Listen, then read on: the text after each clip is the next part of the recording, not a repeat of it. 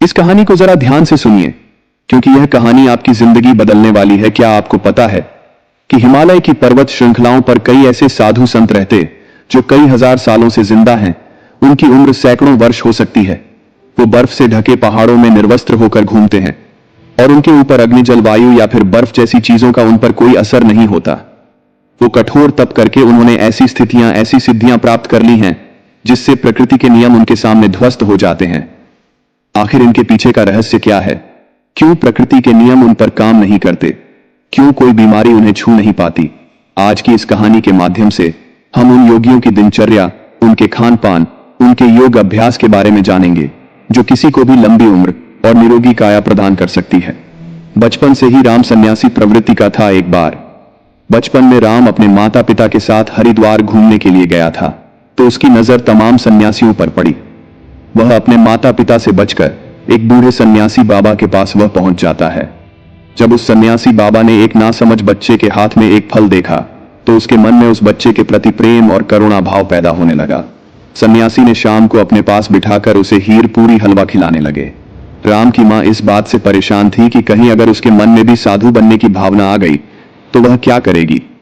वह अपने बच्चे के बिना बिल्कुल अकेले हो जाएगी। आसपास के लोगों ने राम की मां को समझाने की बहुत कोशिश की। सन्यासी कोई ऐसे वैसे बाबा नहीं है, वह कई सालों से यहां आश्रम चला रहे हैं। जो श्याम की मां अपने बेटे का हाथ पकड़ उसे वहां से ले जा रही थी, तब उस सन्यासी ने बड़े ही प्रेम और करुणा से एक बात कही, जी बहन जी, आपको बच्चा बहुत गुणी है, वही होगा जो लिखा हुआ है। तुम अपने पास भाग्य को कैद नहीं कर सकते। यह बात जितनी जल्दी तुम समझ जाओ उतना अच्छा हो, उतना कम कष्ट तुमको होगा। राम की मां सन्यासी की सब बातों को समझ रही थी। वह जानती थी कि उनका इशारा इस तरफ खैर समय अपनी रफ्तार से बढ़ रहा था और अब शाम बत्ता हो चुका था। उसने कॉलेज में एडमिशन ले लिया था, जो अध्यात्म और मनोविज्ञान के बारे में पढ़ाई कर रहा था। कॉलेज की तरफ से उसे एक प्रोजेक्ट मिला था जिसका टॉपिक यह था कि लंबी उम्र वाले, दिनचर्या वाले लोग, उनके खान पान, सबके बारे में पूर्ण जानकारी एकत्रित करके लाना और उसे कॉलेज में जमा करना। राम फिर खोज में निकल पड़ा। जो कई साल से स्वस्थ जीवन जी रहे थे, बूढ़े होने के बाद भी उनके शरीर में जटिलता थी। दृष्टि, कान और बाकी सभी इंद्रिय जो कि ठीक प्रकार से काम कर रही थी। कई सन्यासी तो ऐसे भी मिले थे जो 100 साल को पार कर चुके थे और पूरी तरह से स्वस्थ भी थे। श्याम अब धीरे धीरे अलग अलग सन्यासी से मिलने में शाम को मजा आने लगा, लेकिन उसके भीतर जीवन के उन रहस्यों को जानने की भी बहुत ज्यादा इच्छा थी जिसमें आम लोग कोई रुचि नहीं रखते थे या फिर कोई विश्वास ही नहीं रखता था। राम ने सोचा कि यही समय है। अगर ऐसे सन्यासी पृथ्वी पर बसते हैं जो 500 साल से भी अधिक जिंदा है, तो मुझे उन्हें खोजने का एक अच्छा मौका मिला है। लेकिन समस्या यह है कि इन सन्यासियों को खोजा कहां जाए, कहां ऐसे सन्यासी मिलेंगे। फिर तमाम किताबों को परखने के बाद उसने एक निष्कर्ष निकाला। उसे पता चला कि ऐसे सन्यासी अगर मिलेंगे तो उसे हिमालय की चोटी पर मिलेंगे, जहां पर आम इंसान जा भी नहीं सकता। लेकिन राम ने अपना मन पक्का कर लिया। उसने पूरा संकल्प ले लिया था, चाहे रास्ता कितना भी कठिन क्यों ना हो, वह उन दुर्गम पहाड़ियों तक, उन गुफाओं तक जरूर पहुंचेगा। वह अपने माता पिता को बिना बताए वह हिमालय की चोटी की तरफ निकल जाता है। युवावस्था के दिन थे, जोश भी था और किसी चीज का कोई डर भी नहीं था। और सबसे बड़ी बात है, राम का भाग्य था जो उसे खींच कर उन योगियों के पास ले जा रहा था। उसने उन पहाड़ियों पर चढ़ने की पूरी तैयारी कर ली थी।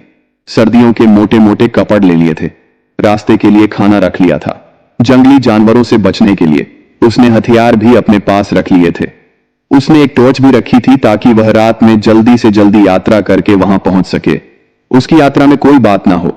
धीरे धीरे जब लोगों से पता करते हुए वह हिमालय की दुर्गम रास्तों तक पहुंचने लगा, तो उसके फोन ने भी काम करना बंद कर दिया। अब उसका दुनिया से कोई संपर्क नहीं था। दुनिया से रिश्ता काटने के बाद वह अब खुद से जुड़ने के लिए लगा था। अब वह हिमालय के जंगलों से गुजरते हुए असीम आनंद की प्राप्ति कर रहा था। उसका जहां मन करता वहीं पर रुक जाता और आगे का पता करके आगे के भाग पर निकल जाता। उसे नहीं पता था, उसे बिल्कुल भी अंदाजा नहीं था कि वो ऐसे योगियों से कभी मिल भी पाएगा या नहीं है। लेकिन मन में इच्छा थी, पूरा विश्वास था और इसी के साथ वह अपने रास्ते में आगे बढ़ता जा रहा था। पूरी उमंग और पूरे विश्वास और पूरे जोश के साथ ऊंचे पहाड़ों पर बसे गांव को पार करते हुए वह हिमालय के कुछ जंगल में पहुंच गया था। यहां पर असीम सन्नाटा था। दूर दूर तक कोई आबादी या फिर कोई लोग नहीं थे। अब वह यहां पर अकेला था। ठंड में उसकी कपकपी छूट रही थी, लेकिन फिर भी उसने हार नहीं मानी। उसे पता था कि यहां पर आसपास जरूर कोई गुफा होगी, जहां पर ऐसे ही योगी उसे जरूर मिलेंगे। और अगले ही दिन की उसे बर्फ की पहाड़ी की चोटी पर दूर से एक सन्यासी ताप करता हुआ नजर आया। सन्यासी ने अपने शरीर पर की कोई वस्त्र धारण नहीं किया था, बस एक नीचे छोटा सा कपड़ा लपेटे हुए थे। वह उस सन्यासी को पहाड़ी के नीचे से देख रहा था, लेकिन वह बहुत खुश हो गया। इतनी लंबी यात्रा का परिणाम उसे मिला। वो जल्दी जल्दी अपने कदम बढ़ाते हुए उस पहाड़ी की चोटी पर पहुंचने का प्रयास करने लगा, लेकिन बांधी एकदम भरी हुई थी, इसलिए बार बार वह फिसल रहा था। सन्यासी यूं तो आंख बंद किए हुए थे, अपने ध्यान में लीन थे, लेकिन अपने मन की आंखों से वह राम की सारी मेहनत देख रहे थे। उस पहाड़ी पर बार बार चढ़ते हुए विफल होने के कारण श्याम बहुत थक गया था और अंत में मूर्छित हो जाता है। जब राम मूर्छित हो जाता है तो वह सन्यासी जो ऊपर तक आ रहे थे, राम को अपने हाथों में उठाकर उसे एक गुफा के भीतर लेकर आए। वहां पर उसके अलावा 2 और सन्यासी उपस्थित थे। राम और मूर्छित था, उसके शरीर में बहुत थकान थी। इस सन्यासी ने एक पत्ते पर घोल तैयार किया और शाम के मुंह के ऊपर कुछ बूंदे डाले। घोल के जाते ही राम अचानक से उठा हुआ, उसकी सारी बेहोशी, थकान, सब कुछ दूर हो गया। होश में आते ही राम दोनों हाथ जोड़कर उन्हें प्रणाम करने लगा। वह बहुत खुश हो गया।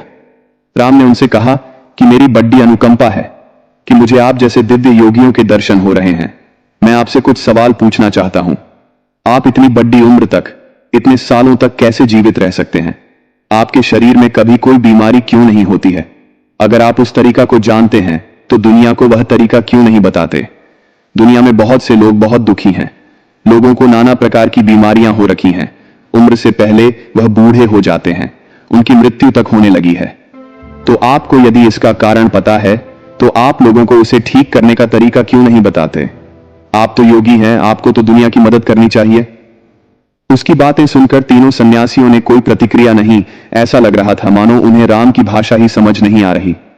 जब उसने यह महसूस किया तो उन्हें इशारों से समझाने का प्रयास किया, लेकिन इसका भी कोई फायदा नहीं हुआ। अब राम उनको समझा समझाकर थक चुका था और अब शांत बैठ गया था। वह सोच रहा था कि मेरा इतना दूर आना एकदम बेकार हो गया। दर्शन तो हुए, लेकिन इन सवालों के जवाब मुझे चाहिए थे, वह मुझे नहीं मिले। उसने सोचा कि इतना लंबा सफर तय करके मैं आया हूं, उनकी दिनचर्या ही है, देख लेता हूं, शायद उससे मुझे कुछ पता चल जाए। और यह सोचकर श्याम वहीं पर रहने लगा। सन्यासी एक दूसरे से बिल्कुल बात नहीं करते, एकदम मौन रहते थे। यदि किसी एक सन्यासी को दूसरे से काम होता तो वह मन ही मन एक दूसरे के मन की बात को समझ लिया करते थे। अब शाम को बेचैनी होने लगी थी कि भला एक गुफा में चुपचाप बैठे रहना, भला यह कैसे संभव है? यह कैसा जीवन है? वह सन्यासी उस गुफा में बैठे सिर्फ योगाभ्यास करते थे, तब करते रहते थे। उनके चेहरे पर, उनकी आंखों में एक गजब का ठहराव था, एक गजब की शांति जो भी उनके मुखमंडल की आभा को, हाव भाव को देख लेंगे, वो आकर्षित हुए बिना रह नहीं सकते। राम ने पाया कि सन्यासी खाना बहुत कम खाते थे और जो भी बनाते थे उसे पूरे मन से बनाते थे। और सुबह उठकर, तब सुबह मुहूर्त में उठकर ठंडे पानी से स्नान करना और सर्दियों की धूप में बर्फ पर बैठकर ध्यान साधना करना उनका रोज का काम था। 2 दिन तक उनके अनुसार काम करने के बाद वहां रहकर ऊब चुका था। वह ना तो किसी से बात कर पा रहा था और ना ही अपने मन के ख्यालों को शांत कर पा रहा था। 3 दिन बाद श्याम ने वहां से जाने का निर्णय किया। उसने उन भी सन्यासियों को प्रणाम किया और उन्हें प्रणाम करने के बाद कहा कि शायद मेरा प्रणाम भी आप लोग स्वीकार ना कर रहे हो, जो कि आपको इसका मतलब ही नहीं पता होगा, लेकिन मैं आपसे मिलकर धन्य हो गया और मैं अब आपसे विदा लेना चाहता हूं। और यह कहकर अपने चेहरे पर मुस्कान लिए वह योगियों के पैर छूकर जैसे ही चलने को तैयार हुआ, तभी उसके कानों में बूढ़े सन्यासी की आवाज सुनाई दी। बूढ़े सन्यासी ने कहा कि अपने सवालों का जवाब तो सुनते जाओ। यह सुनकर श्याम बहुत हैरान हुआ। वह कुछ बोलना चाह ही रहा था, तभी साधु ने कहा कि सबको अपने मन के सभी सवालों के जवाब चाहिए, लेकिन सभी सवालों का जवाब मौन में छिपा हुआ है। तुमने मौन रहकर बिना किसी सवाल किए हमारी दिनचर्या को देखा और समझा। अगर मैं तुम्हें यह बताने का प्रयास करता तो तुम एक कान से सुनते और दूसरे से निकाल देते। और यही तो दुनिया करती है। सचमुच में सुनने का कौन इच्छुक है? पाने का सवाल। यहां पर 3 दिन तक इस दिनचर्या का पालन करने के बाद तुम्हारा मन टूट गया, मतलब तुम भी नहीं जानते इन सब तरीकों को जानना। हालांकि तुम्हें पता है कि हमारे इस भोजन, इस दिनचर्या के कारण हमारा शरीर हमेशा निरोगी रहता है, हमेशा स्वस्थ रहता है, लेकिन तुम इसका पालन 3 दिन भी नहीं कर सकोगे। चौथे दिन में तुम वापस घर जा रहे हो। दुनिया में ऐसे बहुत कम लोग होते हैं जो मौन रहकर दूसरे के ज्ञान को खुद प्राप्त कर लेते हैं। अगर तुम मौन रहना, चुप रहना सीख जाओ तो तू दूसरे की न को प्राप्त कर सकते हो, वह भी बिना उससे पूछे। राम ने मुस्कुराते हुए हाथ जोड़कर महात्मा से पूछा, हे महात्मा, आप यह बताने की अनुकंपा करें कि आप कौन सा योग अभ्यास करते हैं। क्या आपकी दिनचर्या है जिसके कारण आप इतने सालों तक जीवित? देखने में तो आपकी उम्र 60-70 साल लगती है, लेकिन लोगों का कहना है कि यहां पर लोग 5000 साल से जिंदा है, तो क्या यह सत्य है? सन्यासी ने मुस्कुराते हुए नादान और भोले राम के सिर पर हाथ फेरा और फिर राम को सबसे पहला तरीका बताया। उन्होंने श्याम से पूछा कि हमारे शरीर का सबसे बड़ा भोजन क्या होता है। श्याम सोच में पच गया, उसे कोई जवाब नहीं आया। सब सन्यासी ने उसे बताया कि हवा हमारे शरीर के लिए सबसे बड़ा जरूरी भोजन होता है। हवा हम 24 घंटे खाते रहते हैं और हवा हमारे शरीर के लिए सबसे ज्यादा महत्वपूर्ण होती है। लेकिन आजकल के समय में बुरी हवा प्रदूषित हो चुकी है, इसलिए जो प्रदूषण से भरी हवा तुम्हारे शरीर में जा रही है, वही तुम्हारे शरीर में बीमारियों को जन्म दे रही है। इसलिए यदि तुम घर पर ऐसे कमरे में रहते हो जहां पर हवा का आना जाना कम होता है, जैसे कि एयर कंडीशनर वाले रूम में होता है, उसमें ताजी हवा आना जाना भी नहीं हो पाता। इसलिए तुम्हें अपने कमरे में ऐसे पौधे लगाने चाहिए जो 24 घंटे हवा यानी कि ऑन सीजन देते हैं। छोटे छोटे को किसी बोतल में डालकर अपने कमरे में रख सकते हो, जो तुम्हें 24 घंटे ऑक्सीजन देंगे। लोग यह भी भूल जाते हैं कि जी सांस को वो ले रहे हैं, कितना शुद्ध है वह, इसका वह कभी आकलन ही नहीं कर रहे हैं। यदि वह लोग तो कभी सोच पाए तो शायद प्रदूषण से मुक्त दुनिया हो पाए, हमारी पृथ्वी स्वर्ग हो सकती है। दूसरा जरूरी बात होता है खान पान। अधिकतर लोग ज्यादातर समय खाते रहते हैं, लेकिन हमारा शरीर भी एक यंत्र होता है और यंत्र को भी काम करने के लिए आराम चाहिए होता है। इसलिए हर समय खाते ही नहीं रहना चाहिए, कभी भी पूरा पेट भरकर नहीं खाना चाहिए। हमेशा अपने पेट में एक रोटी की जगह छोड़ देनी चाहिए ताकि तुम्हारा पेट हल्का रह सके, थोड़ा खाली रह सके और सांस लेने में भी कोई परेशानी ना हो। तीसरा तरीका होता है हमारी दिनचर्या। सही तरह की दिनचर्या में तुम्हारा योग अभ्यास, शारीरिक व्यायाम, प्राणायाम। अगर तुम दिनचर्या के रूप में यह कर रहे हो तो तुम्हारे शरीर कभी कोई बीमारी आ ही नहीं सकती। लेकिन हम सिर्फ बहाने ढूंढते हैं, हम कुछ करना नहीं चाहते। सब कुछ हमें बैठे बैठे चाहिए और शरीर को जितना आराम दोगे वह उतना ही खराब होगा, बेकार होता जाएगा। इसलिए शरीर से हमेशा काम लेते रहो, उसमें एक आलस पैदा मत होने। दिनचर्या, हवा और खान पान, इन तीनों को तुम दुनिया में रहते हुए कैसे सुधार सकते हो, इस पर विचार करना। तभी तुम्हारा जीवन बदलेगा, तभी तुम्हें दूसरे लोगों को भी जागरूक कर पाओगे। लेकिन तुम्हारी बात सुनेगा कौन कौन? बाजार के स्वादिष्ट व्यंजनों को छोड़कर प्रकृति से मिलने वाले फल, सब्जियां या पत्ते खाने का कौन इच्छुक होगा? लोग तो वही खाना चाहते हैं जो उनको स्वाद देता है। देखने में भी वही देखना चाहते हैं जो उनकी आंखों को अच्छा लगता है, और इसलिए उनकी इंद्रियां वासनाओं की गुलाम हो जाती है और धीरे धीरे वही हमारे दुख का कारण बनती चली जाती है। इसलिए तुम मन्नत से बचने का प्रयास मत करो, बल्कि उस काम को पूरी मन से करने का अभ्यास करो। तब तुम्हारी इंद्रियां आजाद हो जाएंगी और उसके बाद तुम्हारा मन भी एकदम खाली हो जाएगा, वह भी आजाद हो जाएगा।